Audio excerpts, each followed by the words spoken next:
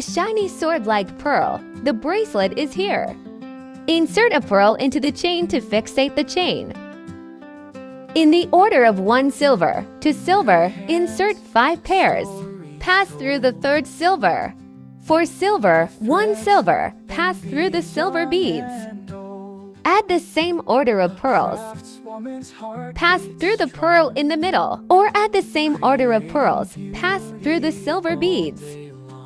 Repeat the same steps until the appropriate length.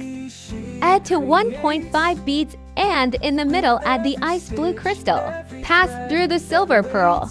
Add to 1.5 beads and in the middle ice blue crystal. Pass through silver bead. Pay attention to the color of the pearl. Change the color according to the order of ice blue, blue, blue.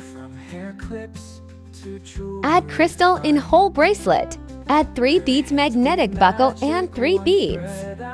Pass through the bead and secure it. Here comes your final result. Thanks for watching.